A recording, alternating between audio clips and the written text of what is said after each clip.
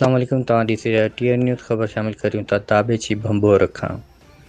कुदरती वसीलनि सां मालामाल धरती धणी चूंडियल नुमाइंदनि जी बेध्यानी जे करे अॼु बि सख़्त मुश्किलातुनि खे मुंहुं ॾेई रहिया आहिनि। यूसी ڀنڀور में सिंधी तारीख़ी माग ڀنڀور ڀرسان क़ائम ॻोठ अब्दुलवाहाब जोखियो जा रहिवासी हिन जदीद दौर में बि पत्थर वारी ज़िंदगी गहरण ते मजबूर। ॻोठ में पीअण जो साफ़ पाणी, गैस डिस्पेंसरी, ड्रेन जो निज़ाम, सिहत जो सहूलतूं न हुअण करे ॻोठाणा सख़्त अज़ाब में अची सख़्त ॾुखियाईनि खे मुंहुं ॾियण लॻा। हितां जे रहिवासियुनि मीर मोहम्मद जोखियो, ज़हीर जोखियो, इमामुद्दीन जोखियो, फज़िला जोखियो, मीर अहमद ऐं ॿियनि ॿुधायो त असांजा क़दीमी ॻोठ पाकिस्तान ठहिण खां पहिरीं क़ाइम आहिनि, पर मक़ामी हुकूमत जे करे बुनियादी सहूलियत खां वांझायल आहिनि। हिन वधीक ॿुधायो त पीअण जो साफ़ पाणी न हुअण करे नंढा वतोड़े वॾा पेट जी बीमारियुनि में वठिजण लॻा आहिनि। जॾहिं त पंपिंग स्टेशन राबेची में आहे, जितां सिंधी गादी वारे शहर कराची खे पाणी ॾिनो वञे थो, पर हितां जा पोरी तबिको 2 किलोमीटर पंधु करे कूलर मटका मथे ते रखी पाणी भरीनि था। सरहदीअ वारा टैंकर माफ़िया ऐं गॾह गाॾियुनि वारनि खां महांगे अघ ते पाणी ख़रीद करण ते मजबूर आहिनि।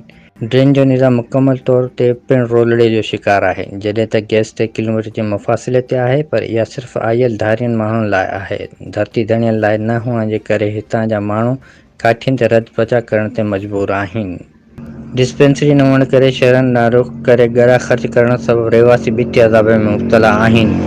हिननि हितां जे मक़ामी चूंडियल एमपी जाम अवैध प्रोग्राम जोखियो पेपे ज़िले ठठे जे सदर सादिक मेमन, अॻूणी सेनेटर ससी फलीजो ऐं सिंध जे वॾे वज़ीर मुराद अली शाह ऐं आला इख़्तियारनि खां घुर कंदे चयो आहे त बुनियादी सहूलियतूं ॾेई रहिवासियुनि खे अज़ाब वारी ज़िंदगी खां बचायो वञे। वारा उहे त सिलेंडर भराइनि था, ग़रीब माण्हू वीचारा उहे काठियूं जंग मां वञी उन्हनि जा ॿार काठियूं करे अचनि था, पोइ उतां टांडे ते खाधो पचाइनि था, उन्हनि जा अखियूं सुॼो वञनि, यानी धूं ॿुकियो ईअं हालत उन्हनि जी ख़राबु थियो वञे।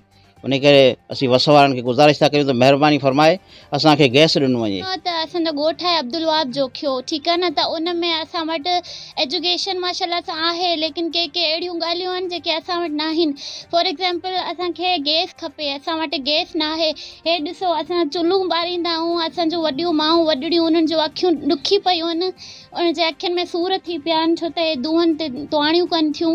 इन जे करे असां दाम साईं घुराम जोखियो असां अपील था कयूं त असांखे महिरबानी करे असांखे गैस वठी ॾियो त असांजा हे मसइला सॉल्व थियनि, छो त असांखे ॾाढी ॾुखियाई आहे ॻोठ में।